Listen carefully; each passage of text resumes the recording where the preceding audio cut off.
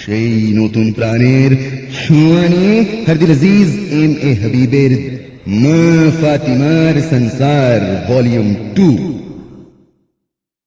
الحمد لله نحمده ونستعينه ونستغفره ونؤمن به ونعوذ بالله من شرور أنفسنا ومن سيئات أعمالنا من يهده الله فلا مضل له ومن يضلله فلا هادي له ونشهد أن لا إله إلا الله وحده لا شريك له وأشهد أن سيدنا وحبيبنا ونبينا وشفيعنا ومولانا محمدا عبده ورسوله صلى الله تعالى عليه وسلم تسليما كثيرا كثيرا أما بعد أعوذ بالله من الشيطان الرجيم بسم الله الرحمن الرحيم اهدنا الصراط المستقيم صراط الذين أنعمت عليهم غير المغضوب عليهم ولا الضالين آمين من علينا ربنا إذ بعث محمدا من علينا ربنا إذ بعث محمدا أيده بعيده أيدنا بأحمدا أرسله مبشرا أرسله ممجدا صلوا عليه دائما صلوا عليه محمدا। যাই হোক আমার ভাইরা, আমায় ভাবতে বড় অবাক লাগে, সারা দুনিয়ার কলমাওয়ালা জানি যে আমি মুসলমান, সারা বিশ্বের মানুষ জানে যে ইসলাম ধর্মাবলম্বীদের মুসলমান বলা হয়, কিন্তু আফসোস আজ মুসলমান নিশ্চিহ্ন হতে চলেছে। মুসলমান কি? 1 লক্ষ মানুষের মধ্যে একটি মুমিন, আরে মুমিন দূরের কথা, মুসলমান ছেড়ে একটি মানব পাওয়া মুশকিল। আপনারা বলবেন কেন? আমরাই তো মুসলমান, আমাদের মধ্যেই তো মুমিন আছে। না, আমরা মুমিন এখনো হতে পেরেছে কি সেটাই ভাবার ব্যাপার। মুমিন কাকে বলে? কাগজের উপর কলম দিয়ে মুমিন লিখে দেখুন, ময়ে ওকার ময়ে দীর্ঘই গুনতেন মুমিন। এবার এ থেকে এক একটি অক্ষরের তরজমা করি আসুন। ময়ে ওকার মো, মোয়ের ইশারা হলো মউত, মউতের বাংলা হচ্ছে মৃত্যু, অর্থাৎ মউত বা মৃত্যুকে বেশি বেশি করে স্মরণ করা মুমিনের প্রথম অক্ষর। এবার মাঝের অক্ষরটা দেখুন, ময়ে দীর্ঘই মি, মিয়ের ইশারা বা সংকেত, ইশারা মানে সংকেত বোঝাচ্ছে এখানে। তো মিয়ের ইশারা হচ্ছে মিজান, মিজানের বাংলা অর্থ হচ্ছে পাল্লা, অর্থাৎ মিজান বা পাল্লার জন্য পুণ্যের সঞ্চয় বেশি বেশি করে করতে হবে। আর শেষ অক্ষর দেখুন দন্তেন্ন, এই দন্তেন্নর ইশারা হচ্ছে নার, নারের অর্থ হচ্ছে আগুন, অর্থাৎ দোজখের আগুন থেকে বেশি বেশি করে পানা চাইতে হবে। যদি বলেন মুমিন না হলেও মুসলমান তো বটেই, আসুন ভেবে দেখি তাই বা কি করে হলাম। মুসলমানের প্রথম অক্ষর, আচ্ছা মুসলমান যদি লিখতে চাই তাহলে ময়াহস্য দন্তেস্য ল ময়াকার দন্তেন্ন মুসলমান, এ থেকে এক এক অক্ষর নিয়ে আসুন। প্রথমে আছে ময়াহস্য মু, মুয়ের ইশারা হলো মুহাব্বত করতে হবে আল্লাহর সমস্ত সৃষ্টি জীবের সঙ্গে। দ্বিতীয় অক্ষর দন্তেস্য, এই দন্তেশ্বর সংকেত হলো সমাদর করতে হবে আমার চেয়ে প্রতিটি ছোট্ট ছোট্ট শিশুর প্রতি। তৃতীয় অক্ষর হলো ল, এই লয়ের সংকেত হলো লক্ষ্য রাখতে হবে আপন প্রতিবেশীর প্রতি। পঞ্চম অক্ষর হলো ম, ময়ের ময়া আকার মা, তো মায়ের সংকেত হলো মানুষে মানুষে দ্বন্দ্ব কলহ বাঁধানো না বাঁধিয়ে মিলে মিশে থাকতে হবে।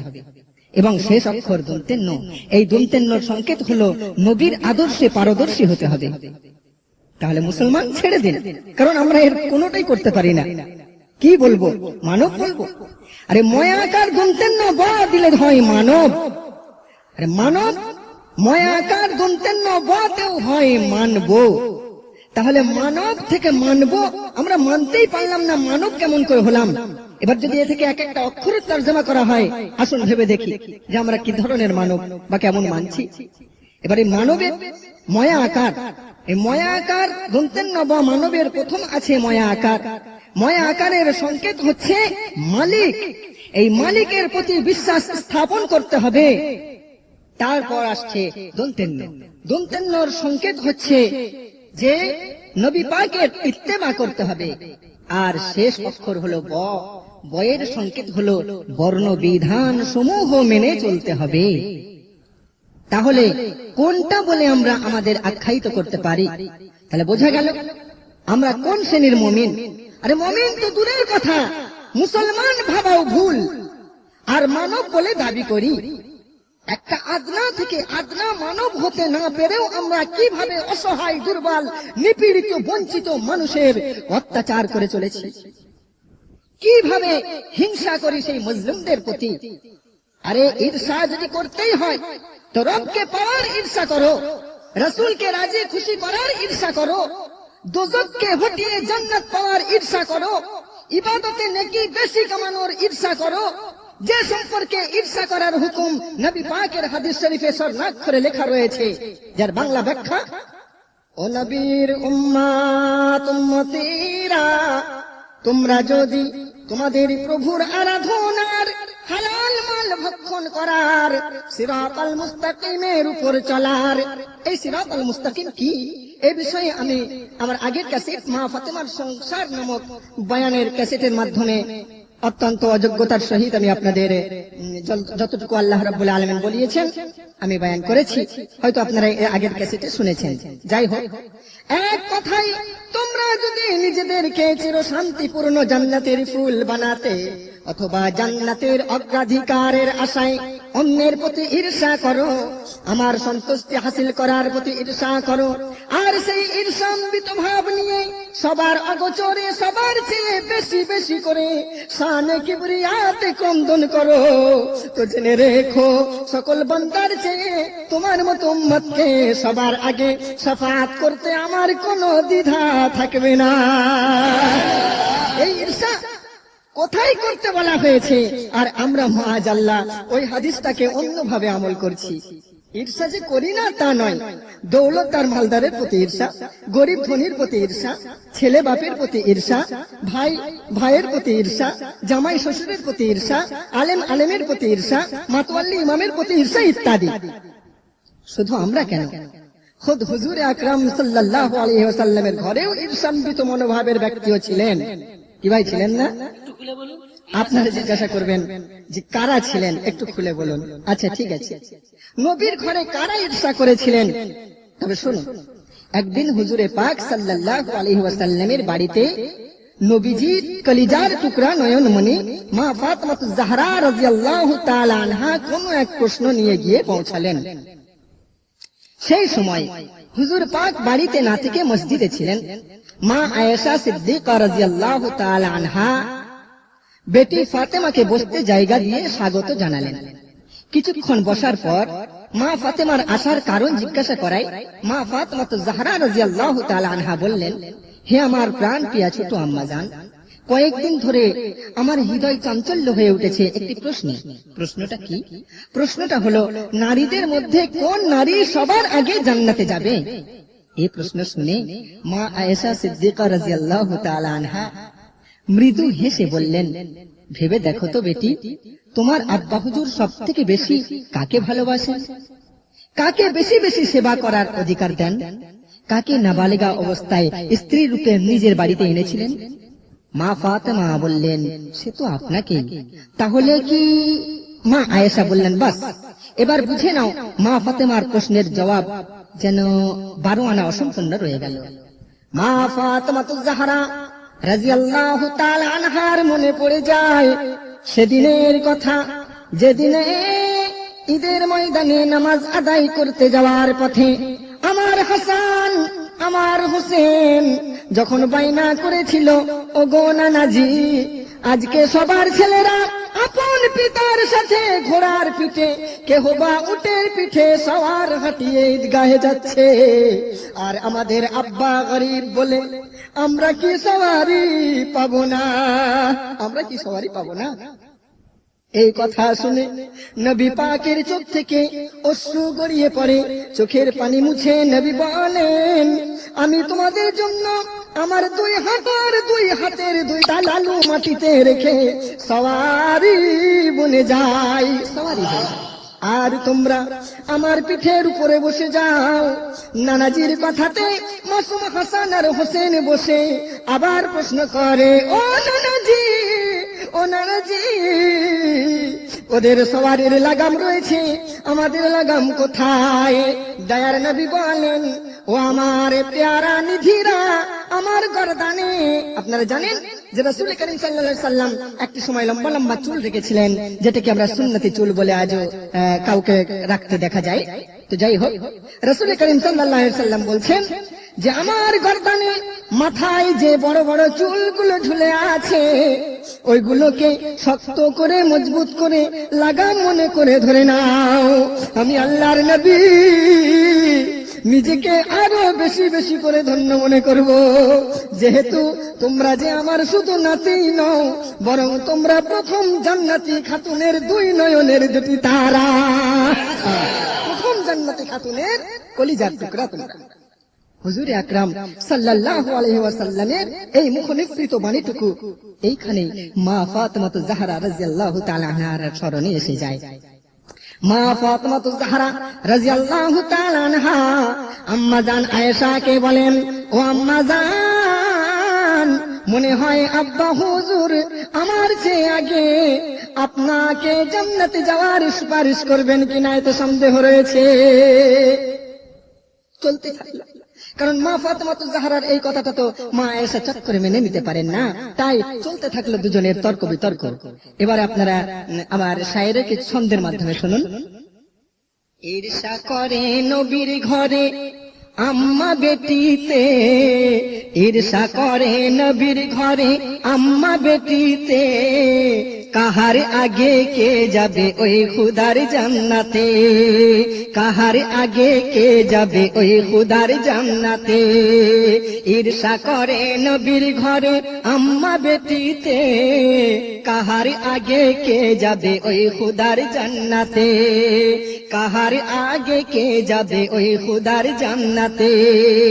মা আয়েশা সিদ্দিকা রাদিয়াল্লাহু তাআলা আনহা নিজের প্রশংসার আলেখ্যগুলি বেটির কানে এক এক করে তুলে ধরতে লাগলেন। মা আয়েশা কি বলছেন দেখুন। মা আয়েশা কয় ফাতেমাই শোনো গো জাহরা, আমি যাহার সঙ্গিনী সে আল্লাহর প্যারা। মা আয়েশা কয় ফাতেমাই শোনো গো জাহরা, আমি যাহার সঙ্গিনী সে আল্লাহর প্যারা। শুধু তাই নয়, পিতা আমার আবু বকর প্রথম ঈমানদার, সব বিবিদের চেয়েও বেশি আমার অধিকার। আমার মতো হাদিস এত নাই কারো হাতে, ওগো আমার মতো হাদিস এত নাই কারো হাতে, কাহার আগে কে যাবে ওই খুদার জান্নাতে, কাহার আগে কে যাবে ওই খুদার জান্নাতে। মা আয়েশার এই কথা শুনে বেটি হযরত ফাতেমা কিছুক্ষণ চুপ করে বসে থাকার পর সিদ্ধান্ত নিলেন, সত্যি এর উপর আর কি বলার থাকতে পারে। তবে একটি দাবি তিনি করলেন, সেটা কি? মা ফাতেমা বলে, ও মা ঠিকই বলেছো, এত কথার মাঝেও তুমি আসল ভুলেছো। মা ফাতেমা বলে, ও মা ঠিকই বলেছো, এত কথার মাঝেও তুমি আসল ভুলেছো। আসলটা কি? আর তোমার কাছে হাদিস আছে, আছে বিপুল গুণ, মাগো তোমার কাছে হাদিস আছে, আছে বিপুল গুণ, আর নাই যা তোমার আছে আমার নবীর দেহের খুন, নাই যা তোমার আছে আমার নবীর দেহের খুন। যদি কোনো ফয়সালায় জান্নাতে প্রথম তুমি যাও, আর আমি যদি তোমার পেছনে পেছনে থাকি, তো কেমনে স্বামীর খুনকে তুমি রাখবে পিছেতে? ও মা, কেমনে স্বামীর খুনকে তুমি রাখবে পিছেতে? কাহার আগে কে যাবে ওই খুদার জান্নাতে, কাহার আগে কে যাবে ওই খুদার জান্নাতে। ঈর্ষা করে নবীর ঘরে আম্মা বেটিতে, ও গো মা আর বেটিতে, কাহার আগে কে যাবে ওই খুদার জান্নাতে, কাহার আগে কে যাবে ওই খুদার জান্নাতে। হযরতে মা আয়েশা সিদ্দিকা রাদিয়াল্লাহু তাআলা আনহা ভাবনার সাগরে ঝাঁপ দিয়ে দিশা হারিয়ে ফেললেন। মনে মনে ভাবেন, বেটিকে বোঝানোর বাক্য আমার জানা আছে, কিন্তু হাইরে বলি কেমন করে না জানি আমার কাঁধের ফারিস্তা কাতবিন যেন কোনো বেয়াদবি না লিখে ফেলে। তথাপি এই একটি কথা ছাড়া বেটিকে শোনানোর ভাষা না পাওয়ায় বাধ্য হলেন এই বলতে। মা আয়েশা কন্যাকে কি বলছে দেখুন, শোনো বেটি আমার একটি কথা শোনো আজ, সত্য কথা বলছি যেন হইও না নারাজ। শোনো বেটি আমার একটি কথা শোনো আজ, সত্য কথা বলছি যেন হইও না নারাজ। নবীর মুখে শুনেছি যা সাক্ষ্য দেয় কোরআন, বিবাহিতা কন্যার আগে বেগমের স্থান। মন গড়া নয় বলছি তোমায়, মন গড়া নয় বলছি তোমায় নবীর কথাতে, তোমার পিতার কথাতে। আর কাহার আগে কে যাবে ওই খুদার জান্নাতে, কাহার আগে কে যাবে ওই খুদার জান্নাতে। এই কথা শুনে মা ফাতেমা জাহরা রাদিয়াল্লাহু তাআলা আনহা আর বসে থাকতে পারলেন না। ঝরঝর করে কাঁদতে কাঁদতে নিজের বাড়ির পথে রওনা হলেন। দৃষ্টিশক্তি ঝাপসা হয়ে আসে, চৌখাটে পা রেখে আছাড় খেয়ে পড়ে যায়। মার কাছে দৌড়ে আসে হোসেন আর হাসান, মাথায় মুখে পানি দিয়ে জিজ্ঞাসা করে, মা গো কাঁদছো কেন, বলো বলো আমাদের কারণ কি তোমার এই কান্নার। মাসুম দুই লালের মুখে মৃদু চুম্বন দিয়ে কম্পিত সারে ফাতেমা বলতে থাকে, বাবারে আগে কোনদিন যদি জানতাম বিবাহের পর পিতার দয়ার দৌলত থেকে কন্যারা এইভাবে বঞ্চিত হয়ে যায়, কমে যায় তার অধিকার, তাহলে এই অভাগিনী হয়তো সারা জীবন অনুরায় রয়ে যেতাম। তখন আর তোমাদের নানি জান, আমার ছোট আম্মা জান আয়েশা আমার যে আগে জান্নাতে যাওয়ার কথাই ভাবতে পারতো না। ইমাম হোসেনের এই কথা শুনে হুজুরে করিম সাল্লাল্লাহু আলাইহি ওয়াসাল্লাম রাগম্বিত হওয়ার কথা ছিল নাকি ভাই? কিন্তু তিনি রাগম্বিত হওয়ার বদলে মুচকি হেসে ফেললেন এবং বুকে জড়িয়ে ধরে পেশানিতে একটি হালকা চুম্বন দিয়ে ফিসফিসিয়ে জিজ্ঞাসা করেন, কি জিজ্ঞাসা করছেন হুজুর? কে যে তোমায় রাগালো ভাই বলো আমায় আজ, অমন করে কেন ওরে খুলে দিলে রাজ। কে যে তোমায় রাগালো ভাই বলো আমায় আজ, অমন করে কেন ওরে খুলে দিলে রাজ। সুযোগ বুঝে তখন ইমাম হোসেন নানি জান হযরত আয়েশার দিকে মুখ ফিরিয়ে বলতে লাগলেন, মা আয়েশাই কয় নওয়াসা বলুন নানি জান, ও নানি জান, নানি জান। মা আয়েশাই কয় নওয়াসা বলুন নানি জান, জান্নাতের ওই শীষ মহলে আগে কাহার স্থান, জান্নাতের শীষ মহলে আগে কাহার স্থান। বাধ্য হলাম ও নানাজি। এইটুকুতেই আকা ইনামদার বুঝে নিলেন যে আয়েশার সঙ্গে নিশ্চয়ই কিছু একটা হয়েছে। বাধ্য হলাম ও নানাজি, আমি বাধ্য হলাম আজকে নানার আজকে খুলিতে, মা ও বেটির ঝগড়া ঝাঁটি এবারেই পারবে থামাতে, মা ও বেটির ঝগড়া ঝাঁটি পারবে থামাতে।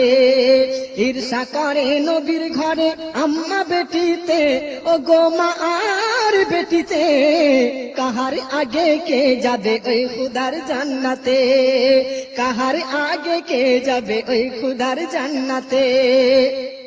এবার শুনুন কিসের ফয়সালা, কাদের ফয়সালায় বসেছেন আল্লাহর দোস্ত উম্মতের কান্ডার। একদিকে মা আয়েশা অম্লান দৃষ্টিতে তাকিয়ে আছেন স্বামীর মুখ পানে, আর একদিকে কলিজার টুকরা নয়নমণি বেটি ফাতেমা জাহরা রাদিয়াল্লাহু তাআলা আনহা কর্ণপাত করতে অপেক্ষায় রয়েছেন আব্বা হুজুরের উত্তরের আশায়। সকলে ইন্তজারে আছে নবী পাকের পাক জবান থেকে আগে কার নাম উচ্চারিত হয় শোনার জন্য। মা আয়েশার মনের আশা নবী বুঝি বলবে আমার কথা, আর মা ফাতেমা ভাবছে আমায় দুঃখ দেবে না পিতা। মা আয়েশার মনের আশা নবী বলবে আমার কথা, আর মা ফাতেমা ভাবছে আমায় দুঃখ দেবে না পিতা। সামনেতে আছে বেটি আর পাশে আছে বিবি, কারে কাঁদাই কারে হাসাই ভাবছে নীরব নবী। সামনেতে আছে বেটি আর পাশে আছে বিবি, কারে কাঁদাই কারে হাসাই ভাবছে নীরব নবী। হাসান হোসেন তাকিয়ে আছে নানার পানেতে, ও গো হাসান হোসেন তাকিয়ে আছে নানার পানেতে, কার আগে নাম হয় উচ্চারণ শুনবে কানেতে।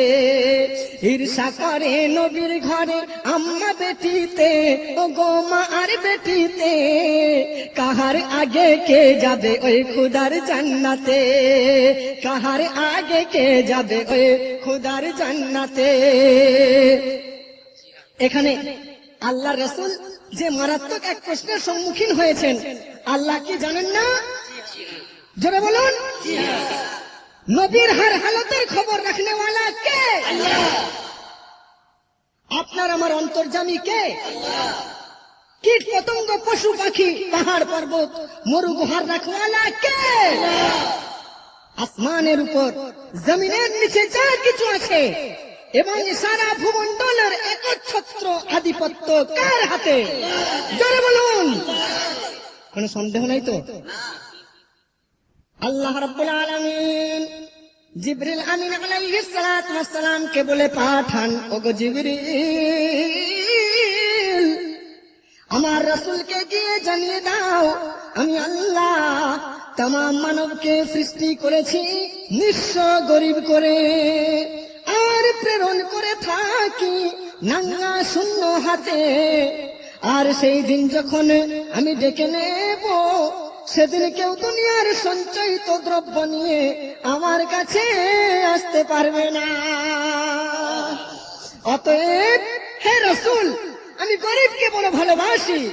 আল্লাহর ভালোবাসা মানেই তো রাসূলের ভালোবাসা, নাকি ভাই? তো হাবিবে আজম সাল্লাল্লাহু আলাইহি ওয়াসাল্লাম ভাবতে লাগলেন, আমার নিকটে বসা দুই নারীর মধ্যে কার গরিবী বেশি জাহির হয়। এতক্ষণ মাথা নিচু করে থাকার পর চেহারা মুবারক সামান্য উঠালেন এবং বললেন, আল্লাহ রাসূল কি বলছে দেখুন, খোদার হাবিব ভাবছে গরিব দুটোই সওয়ালি, দেখতে হবে কার পরনে আজ বেশি তালি। খোদার হাবিব ভাবছে গরিব দুটোই সওয়ালি, আর দেখতে হবে কার পরনে আজ বেশি তালি। তারপর গুনতে হুকুম দিলেন নবী, তালি বেশি কার? গুনতে হুকুম দিলেন নবী, তালি বেশি কার? আর দেখা গেল একটি তালি বেশি ফাতেমার। খোদার হাবিব ভাবছে গরিব দুটোই সওয়ালি, দেখতে হবে কার পরনে আজ বেশি তালি। খোদার হাবিব ভাবছে গরিব দুটোই সওয়ালি, আর দেখতে হবে কার পরনে আজ বেশি তালি। তারপর গুনতে হুকুম দিলেন নবী, তালি বেশি কার? গুনতে হুকুম দিলেন নবী, তালি বেশি কার? আর দেখা গেল একটি তালি বেশি ফাতেমার। দেখা গেল একটি তালি বেশি ফাতেমার। দেখা গেল একটি তালি বেশি ফাতেমার।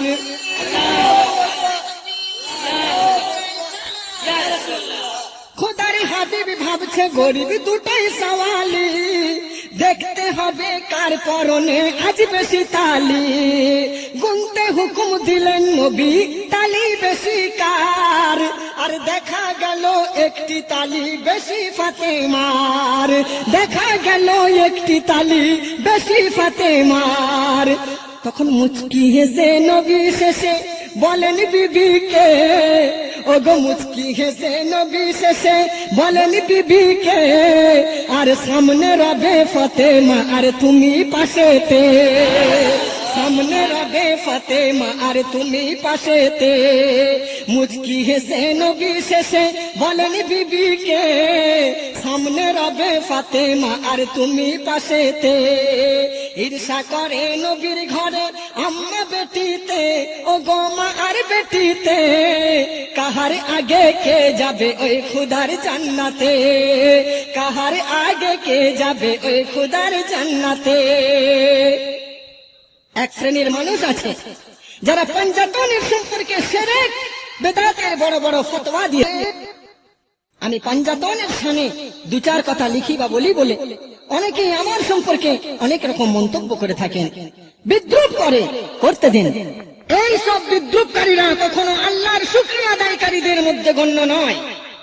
যারা আলে রাসূলদের সামনে আওলাদে নবীর উপর তাজিম করতে, সম্মান করতে নিজেদের কান দিলে অস্বস্তি বোধ করে, আসুন ভেবে দেখি তারা আল্লাহর আরো অগণিত ওলিদের প্রতি বা তার সমূহ সৃষ্টির প্রতি, সারা মখলুকাতের জীব ও জড়ের প্রতি, আসমান জমিনের প্রতি কতটুকু বিশ্বাস রাখে?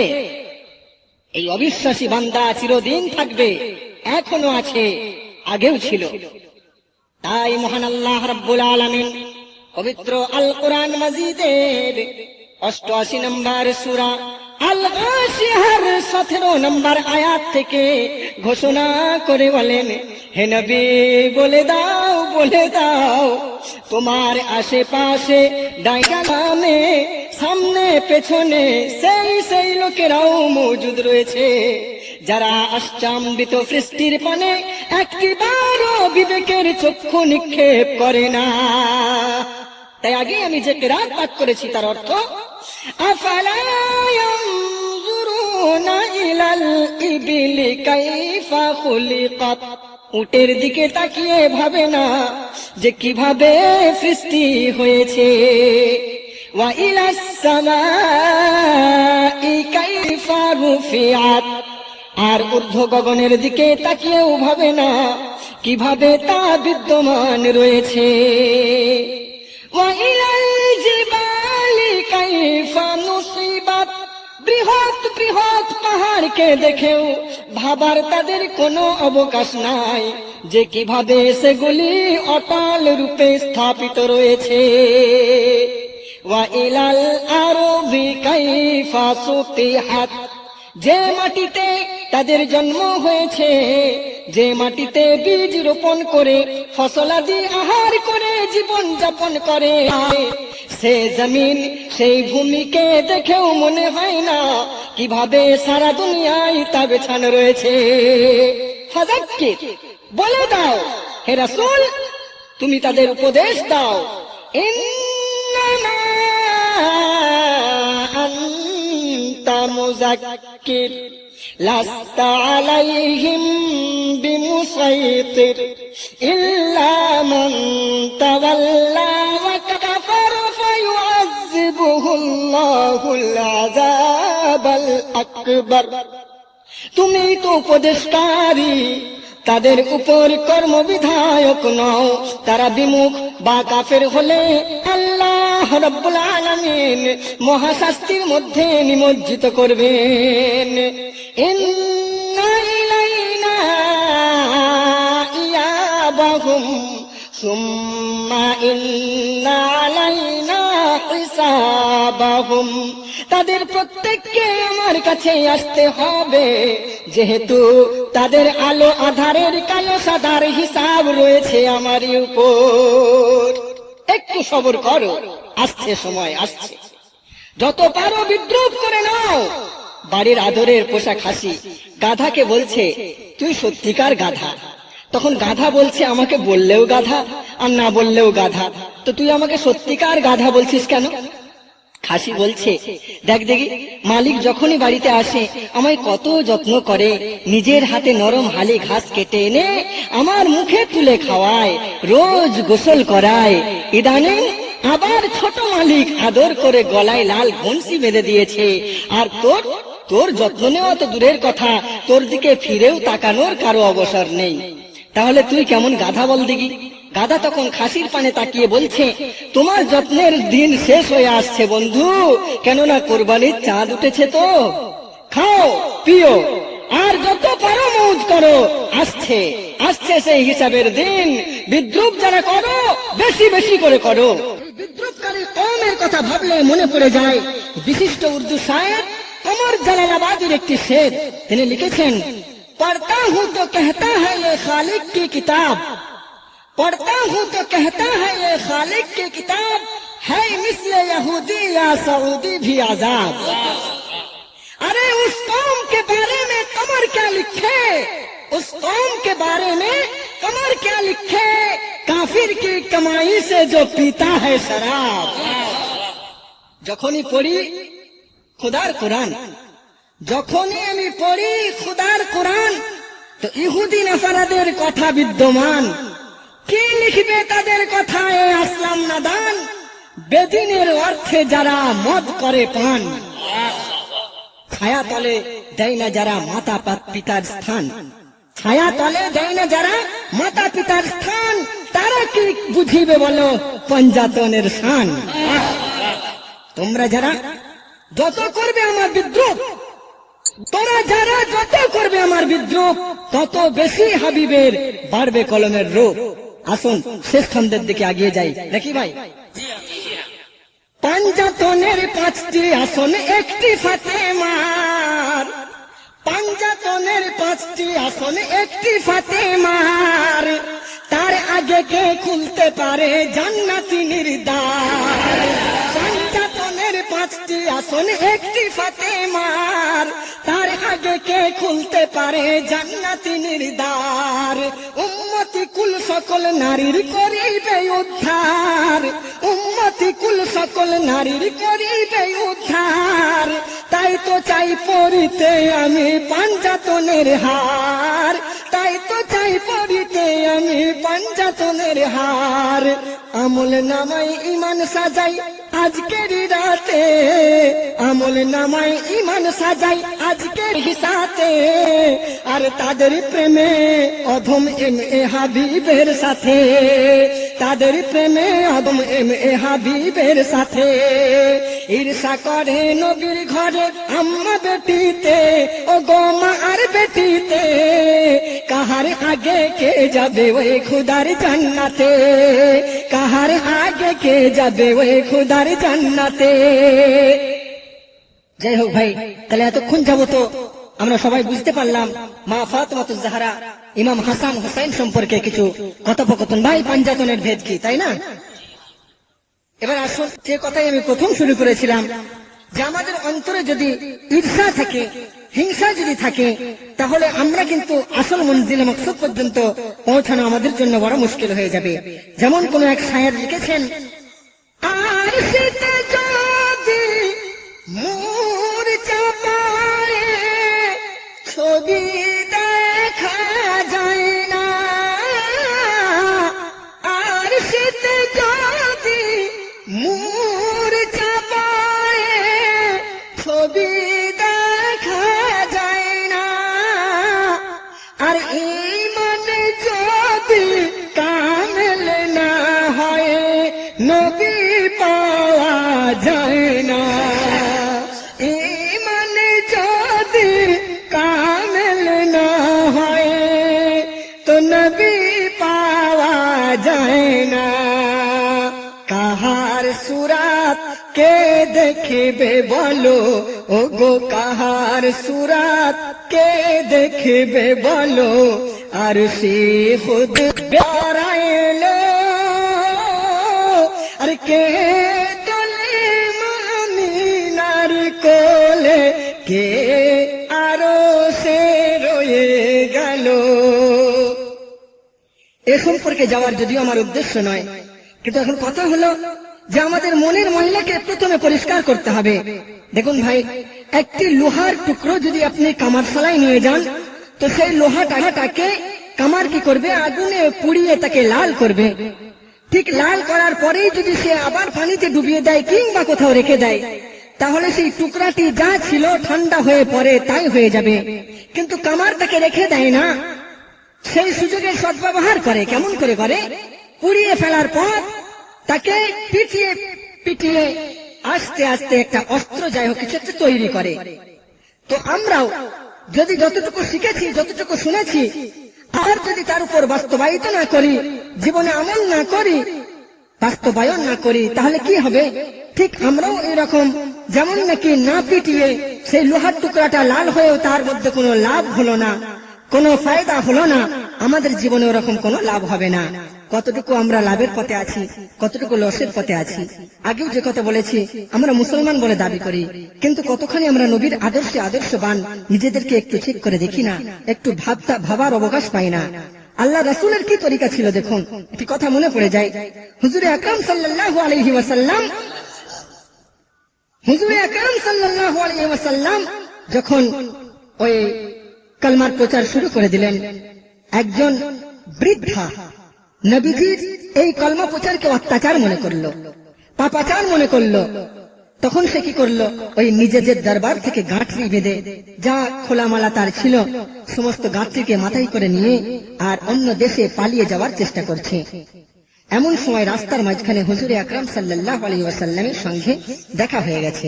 কি ভাই, আপনারা কি এটা ছন্দে শুনবেন? এক পথে চলেছে এক বুড়ি, হাতে লাঠি আর মাথায় গাঁঠরি। এক পথে চলেছে এক বুড়ি, হাতে লাঠি আর মাথায় গাঁঠরি। আল্লাহর হাবিব কহে আরজ করি, আল্লাহর হাবিব কহে আরজ করি, গাঁঠরি দাও মা গো মাথায় আমার। তারপর মাথায় নিয়ে নবী করে নয়, নির্জন রাতে মানিলে কেন বিদায়। মাথায় নিয়ে নবী করে বিনয়, নির্জন রাতে মা কেন নিলে বিদায়। বুড়ি বলে বাছারে চল পালায়, বুড়ি বলে বাছারে চল পালায়। কেন? আর টেকা যাবে না মুহাম্মাদের জ্বালায়। তারপর কি হলো দেখুন, মঞ্জিলে পৌঁছে গেল, গাঁঠরি নামিয়ে দিল। বুড়ি মা জিজ্ঞাসিল, কে তুমি, নাম কি বলো? তখন হুজুরে কারীম সাল্লাল্লাহু আলাইহি ওয়াসাল্লাম চিন্তা করলেন যে বুড়ি মা জিজ্ঞাসা করছে আমার নাম, আমি যদি এখনই আমার নাম বলে দিই তাহলে বুড়ি মা না জানি কতটা লজ্জিত হয়ে যাবেন, লজ্জিতা হয়ে যাবেন। অতএব আমি নবী মুহাম্মদ, আমি কাউকে লজ্জিত করার জন্য তো রাসূল রূপে পদার্পণ করি নাই, আমি বলি কেমন করে? কিন্তু বুড়ি মা নাছোড় বান্দি, সে বারবার জিজ্ঞাসা করতে লাগলো। তখন হুজুরে কারীম সাল্লাল্লাহু আলাইহি ওয়াসাল্লাম বলতে বাধ্য হলেন, কি বললেন? যার ভয়ে পালিয়ে এলে আমি সেই এতিম ছেলে, মা গো যার ভয়ে পালিয়ে এলে আমি সেই এতিম ছেলে।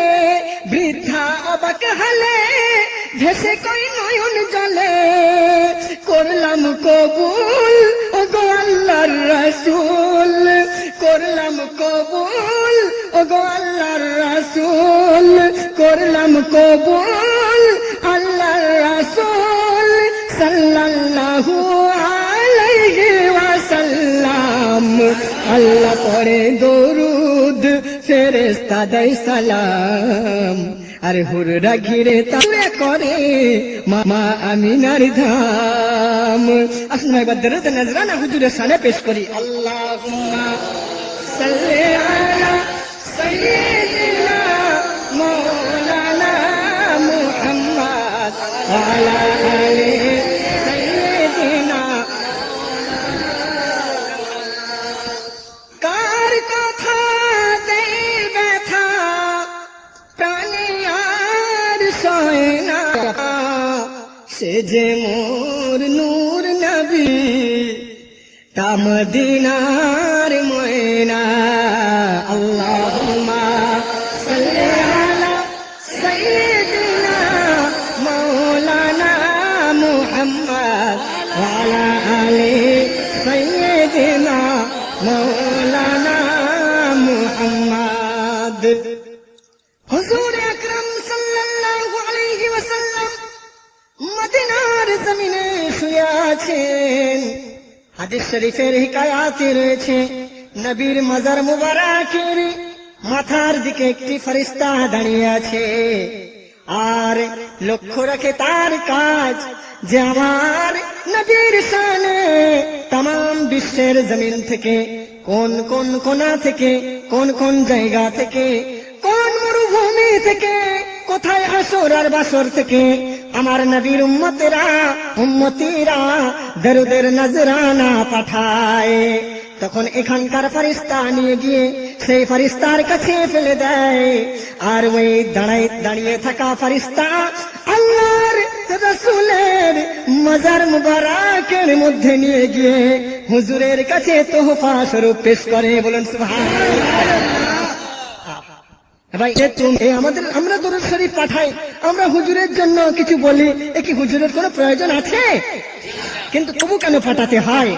আল্লাহর রাসূল দু জাহানের বাদশা ওই ফেরেশতার হাতের তোহফায় দরুদটা পেয়ে বলে, ওগো আল্লাহর ফেরেশতা, শুনে রাখো, তোমরা জেনে রাখো আর সাক্ষী থাকো, আমার যে উম্মতিরা এই দরুদের নজরানা পাঠিয়েছে, আমি নবী কাল কিয়ামতের ময়দানে রোজে মাহশরাতের দিনে আমি নবী তাদের জন্য শাফাআত করতে সর্বপ্রথমে উদ্যত হব। বলেন সুবহানাল্লাহ।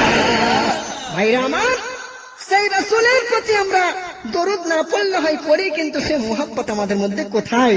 তাই জোরে শুনে আল্লাহ রাসূলের সানে মুহাব্বতের সঙ্গে একটিবার দরুদ পাঠ করি আসুন। আল্লাহুম্মা সাল্লি আলা সাইয়্যিদিনা মাওলানা মুহাম্মদ ওয়া আলি সাইয়্যিদিনা মাওলানা মুহাম্মদ।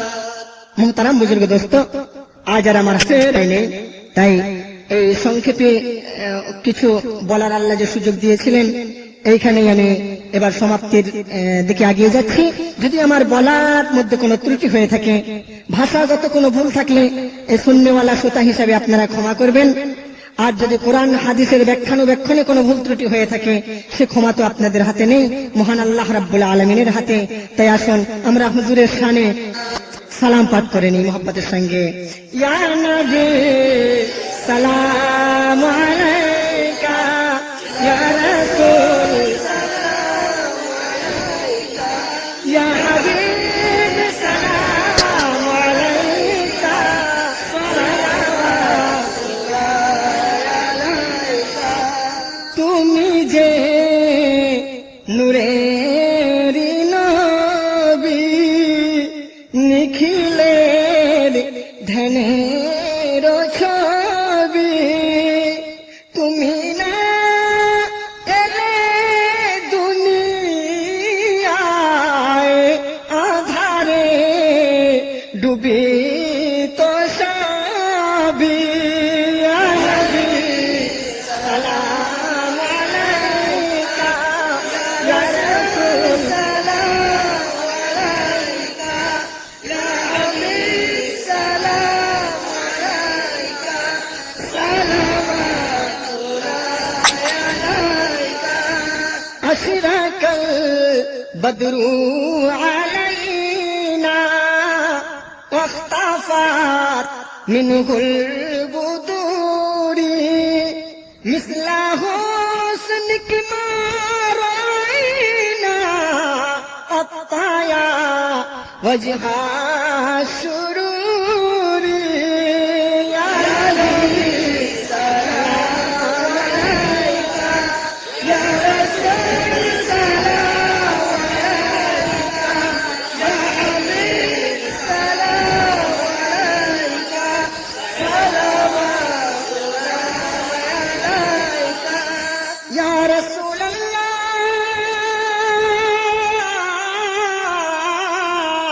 ওয়া ইয়া হাবিবাল্লাহ,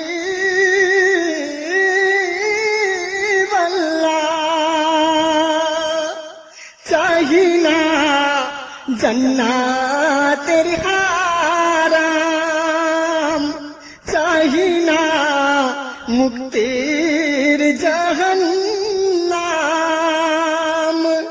চাহি যে ও নবী আকরাম, শুনে নাও এই মিলাদের কিয়াম। ইয়া নবী সালাম আলাইকা, ইয়া রাসূল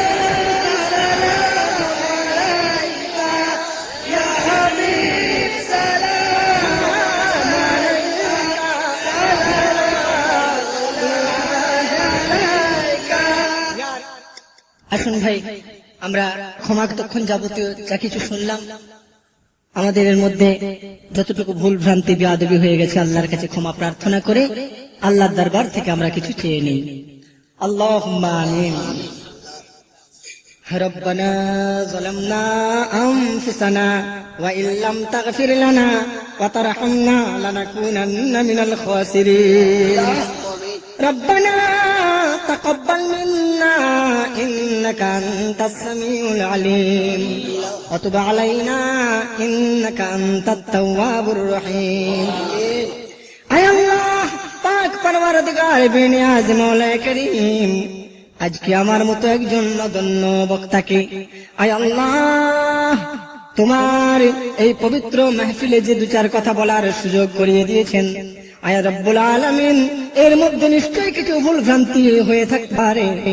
আয় আল্লাহ তুমি দয়া করে মেহেরবানি করে নিজ গুণে সমূহ ভুল ভ্রান্তিকে ক্ষমা করে দাও।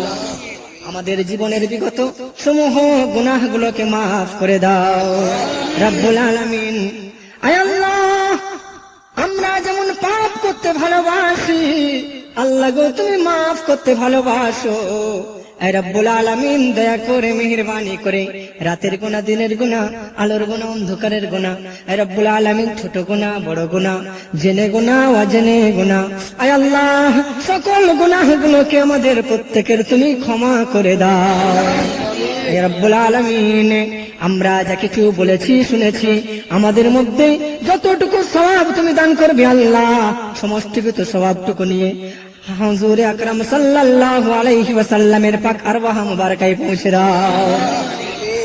আদি পিতা হযরত আদম আলাইহিস সালাতু ওয়াস সালাম থেকে নিয়ে হযরত ঈসা আলাইহিস সালাতু ওয়াস সালাম পর্যন্ত যত গুজরে গেছেন রাসূল গুজরে গেছেন আল্লাহ তাদের আরওয়াহ মুবারাকায় পৌঁছে দাও রব্বুল আলামিন। যত সাহাবায়ে কেরাম, সুহাদায়ে কেরাম, সালিহিন কিরানে কেরামরা গুজরে গেছেন আয় আল্লাহ তাদের প্রত্যেকের পাক আরওয়াহ মুবারাকায় পৌঁছে দাও। আল্লাহ তাআলা तमाम বিশ্বের বুকে যত কবরবাসীরা কবরের মধ্যে শুয়ে আছে আল্লাহ গো তাদের পবিত্র আরওয়াহ মুবারাকায় পৌঁছে দাও। तमाम বিশ্বের বুকে যত শরীফ সুরাফা রয়েছেন আয় আল্লাহ প্রত্যেকটি শরীফ সুরাফার পীর মুর্শিদানদের কেরামের ওই পবিত্র আরওয়াহ মুবারাকায় পৌঁছে দাও। আল্লাহ তাআলা আমরা যারা এই পবিত্র মাহফিলে হাজির হয়ে দুটি হাত তুলে আমিন আমিন করছি আল্লাহ গো আমাদের প্রত্যেকের গোপন মনের মনোবাসনা, যায় জীবনের মনস্কামনা, নেক মনের মনোবাঞ্ছনাকে আল্লাহ তুমি পূর্ণ করে দাও। আয় রব্বুল আলামিন আমাদের শ্রদ্ধেয় শায়ের কবি গুলজার সিপাহী যে তত্ত্বাবধান নিয়ে আজকের অনুষ্ঠানকে অনুষ্ঠিত করিয়েছিলেন আল্লাহ তার নেক মকসুদকে তুমি পূর্ণ করে দিও। আয় আল্লাহ আমরা চাইতে জানি না, মানতে জানি না, তবুও তোমার নবীর উম্মত হওয়ায় অনুমতি থেকে যদি কেউ তোমার কাছে পছন্দনীয় বান্দা না হয়ে থাকে তো হুজুর আকরাম সাল্লাল্লাহু আলাইহি ওয়াসাল্লামের পাক ওসিলায় আমাদের প্রত্যেকের আমিন বলাকে কবুল করে নাও রব্বুল আলামিন। অতক্ষণ পর্যন্ত আমাদের মৃত্যু দিও না যতক্ষণ না পর্যন্ত আমরা তোমার এবং তোমার রাসূলের প্রিয় পাত্র না হতে পারি। সুবহান রাব্বিকা রাব্বিল ইজ্জাতি আম্মা ইয়াসিফুন ওয়া সালামুন আলাল মুরসালিন ওয়ালহামদুলিল্লাহি রাব্বিল আলামিন। আমিন সুম্মা আমিন। বাহাক্কাতি কালিমাতি তাইয়্যিবাতি লা ইলাহা ইল্লাল্লাহ, লা ইলাহা ইল্লাল্লাহ, লা ইলাহা ইল্লাল্লাহ মুহাম্মাদুর রাসূলুল্লাহ সাল্লাল্লাহু अलैहि वसल्लम। अस्सलामु महबूब राना का प्यार भरा अदब, फनकार मोहम्मद असलम हबीब ও বিশ্ববরেণ্য নগমনিগার গুলজারের সম্মিলিত প্রচেষ্টায় বেনজির আন্দাজের বেমিসাল মা ফাতিমার সংসার ভলিউম 2 বনের ভাইও মোহাম্মদ আসলম হাবিব অর্থাৎ এম.এ. হাবিবের আত্মপ্রকাশ ইসলামী গজলের দুনিয়ায় একমাত্র আলোড়ন সৃষ্টিকারী গুলজার ও সাবেরার তত্ত্বাবধানে পরিস্ফুটিত ফকিরে মদিনা ইয়ানি কে ফকিরে মদিনার সঙ্গে মুহতারাম আপনাদের ভালোবাসা ও দোয়ার ফজিলত থেমে থাকতে হয়নি তাকে, এরপর দস্তক দিয়েছে আপনাদের মনে। শাহে মদিনা, তায়ারে মদিনা, রাহে মদিনা ও সরতাজে মদিনা তৎসহ নওয়াসায়ে রসুল তরজমায়ে কুরআন ইত্যাদি। নতুন আন্দাজ, নতুন আলো, নতুন দিক, নতুন দিশা যেন সৃষ্টি হয় নতুন কোন প্রাণ। সেই নতুন প্রাণের ছোঁয়া নিয়ে হরদিল আজিজ এম এ হাবিবের মা ফাতিমার সংসার ভলিউম 2। जी हाँ, नगमनिगार गुलजार सिपाहीर अंदाज শোনা মানে ইবাদত। আসুন গুলজার ভাইয়ের মতামত তারই কণ্ঠে শুনি। শ্রোতা বন্ধুদের জানাই বুক ভরা ভালোবাসা। আপনারা আমাকে যত সেবার সুযোগ করিয়ে দেবেন আমি এইভাবেই সেবা করে যাব, দিনী তাবলীগ এবং খিদমত করে যাব। আর এই ফাতেমার সংসার সত্যি আমাকে খুব ভালো লেগেছে, তাই ভলিউম 2 আবার আপনাদের হাতে তুলে দিলাম। আশা করি ভালো লাগবে।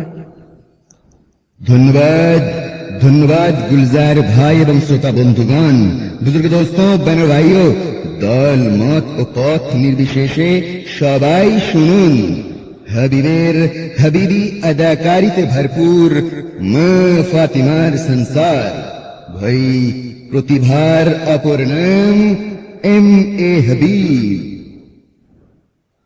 বন্ধুগণ, হ্যাঁ, ইবাদতে কোনো দেরি নয়, নিজে শুনুন আর সবাইকে শোনার সুযোগ করে দিন। মা ফাতিমার সংসার ভলিউম 2।